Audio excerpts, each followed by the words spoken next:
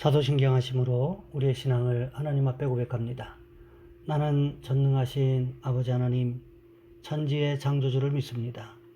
나는 그의 유일하신 아들 우리 주 예수 그리스도를 믿습니다. 그는 성령으로 잉태되어 동정녀 마리아에게서 나시고 본디오 빌라도에게 고난을 받아 십자가에 못 박혀 죽으시고 장사된 지 사흘 만에 죽은 자 가운데서 다시 살아나셨으며 하늘에 오르시어 전능하신 아버지 하나님 우편에 앉아 계시다가 거기로부터 살아있는 자와 죽은 자를 심판하러 오십니다.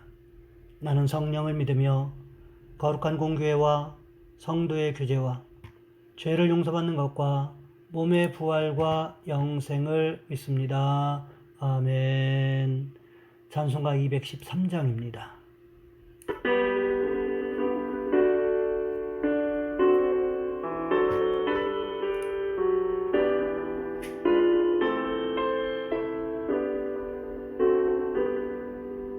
나의 생명 드리니 주여 받아주셔서 세상 살아갈 동안 찬송하게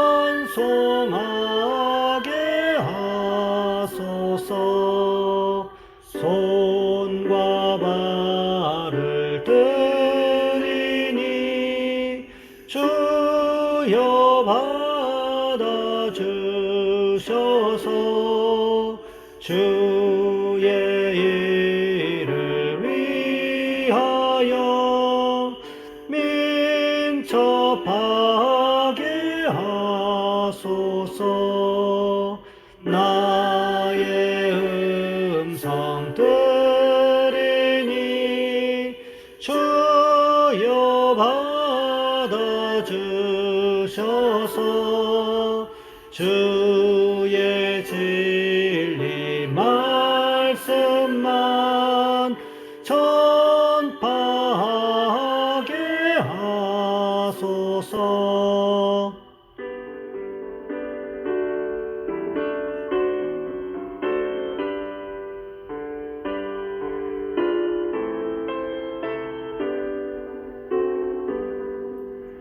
나의 보화 드리니 주여 받아주셔서 하늘나라 위하여 주 뜻대로 쓰소서. 나의 시간 드리니 주여 받아주셔서 평생토록 주 위에 봉사하게 하소서.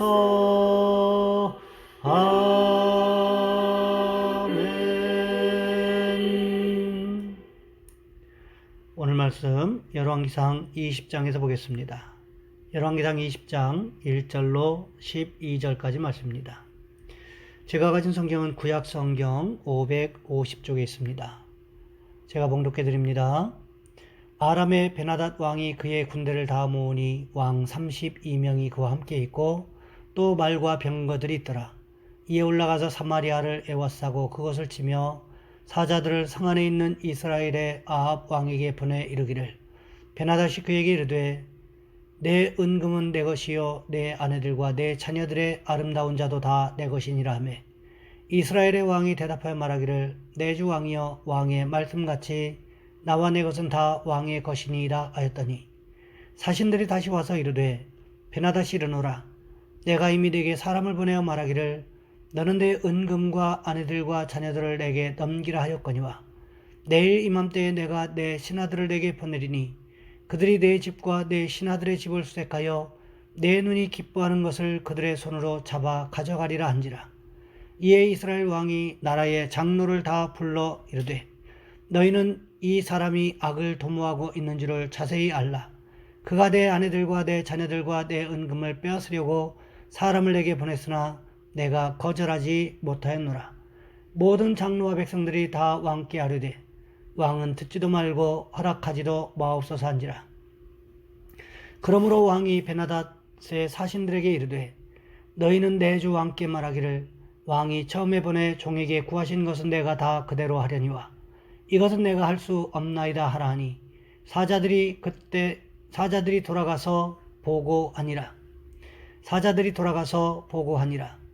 그때에 베나닷이 다시 그에게 사람을 보내어 이르되 사마리아에 부스러진 것이 나를 따르는 백성의 무리의 손에 채우기에 부족할 것 같으면 신들이 내게 벌 위에 벌을 내림이 마땅하니라 하매 이스라엘 왕이 대답하여 이르되 갑옷 입는 자가 갑옷 벗는 자 같이 자랑하지 못할 것이라 하라 하니라.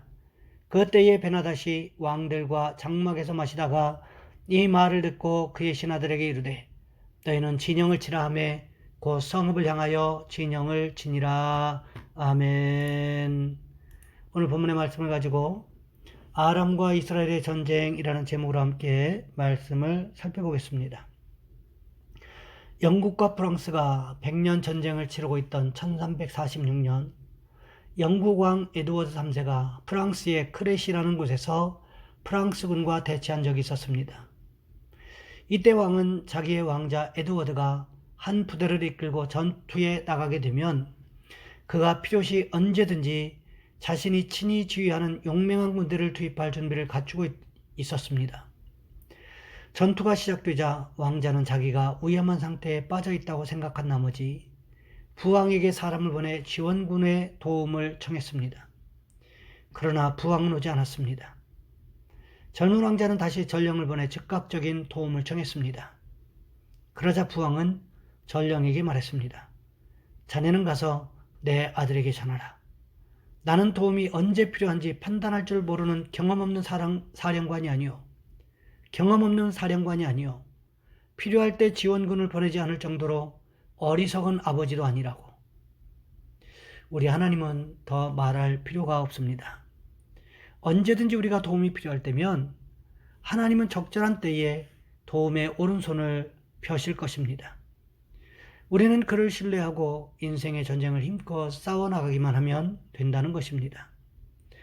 아마도 이스라엘은 모든 근심 걱정이 끝난 것으로 생각했을지도 모른다는 생각이 들었습니다. 왜 그럴까요? 엘리야의 기도를 통하여 이스라엘 모든 사람들에게 어려움을 주었던 3년 6개월간의 가뭄의 문제가 해결되었기 때문이었습니다. 비록 이세벨 왕비가 바알과 아세라 선지자 850명을 모두 죽인 엘리야를 죽이겠다고 방방 뛰고 있기는 하지만 그래도 3년 6개월간의 가뭄이 끝났으니 이스라엘 땅에는 어떤 근심도 어떤 걱정도 남아있을 것 같지 않았다는 거지요. 그런데 오늘 본문에 보시면 무슨 일이 일어나고 있습니까? 오늘 본문 1절 말씀해 보시면 이렇게 기록하고 있습니다. 아람의 베나닷 왕이 그의 군대를 다 모으니 왕 32명이 그와 함께 있고 또 말과 병거들이 있더라. 이에 올라가서 사마리아를 에워싸고 그곳을 치며 아람 왕 베나닷이 군대를 모았는데 왕이 32명이라고 기록하고 있습니다. 왜 그랬을까요? 당시 아람은 여러 개의 소규모 국가들의 연합체로 이루어져 있었습니다.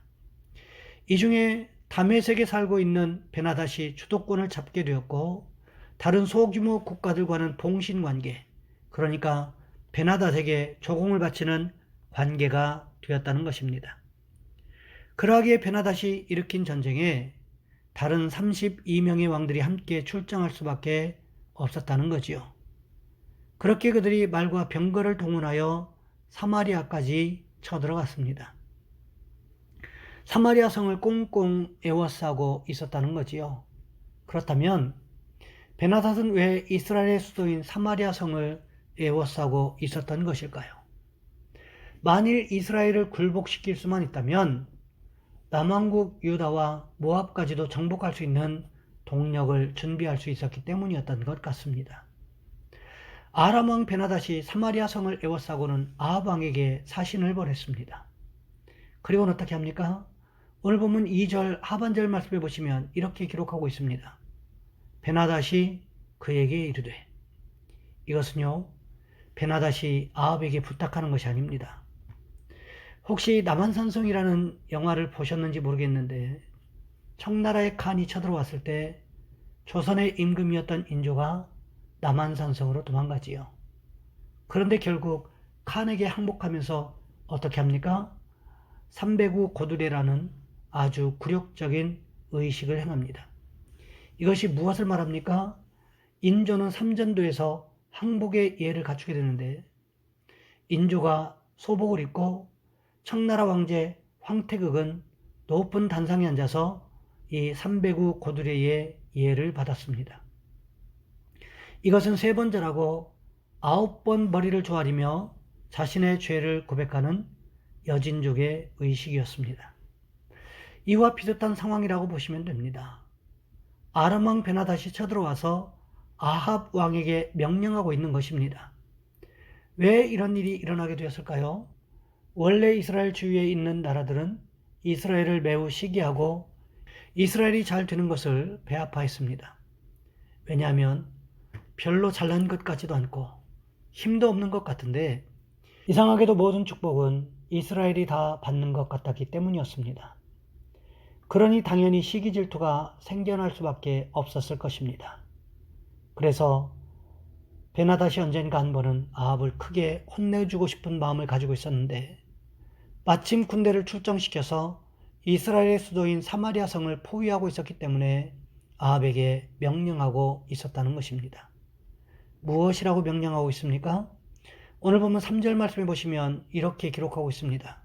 내 은금은 내 것이요 내 아내들과 내 자녀들의 아름다운 자도 내 것이니라 하며 아람 왕 베나닷이 아합에게 요구한 것이 무엇이었습니까? 사마리아 성 안에 있는 모든 좋은 것을 다 내어 놓으라는 요구였습니다. 무슨 이야기입니까? 아합이 인간적인 방법을 통해서 쌓아놓았던 모든 부를 아람 왕 베나닷이 자기 나라로 전부 가져가 버리겠다고 말하고 있는 것입니다. 그런데 아합의 반응이 어떻습니까? 오늘 보면 4절 말씀해 보시면 이렇게 응답하고 있습니다. 이스라엘의 왕이 대답하여 말하기를 내 주 왕이여 왕의 말씀같이 나와 내 것은 다 왕의 것이니이다 하였더니 무슨 이야기입니까?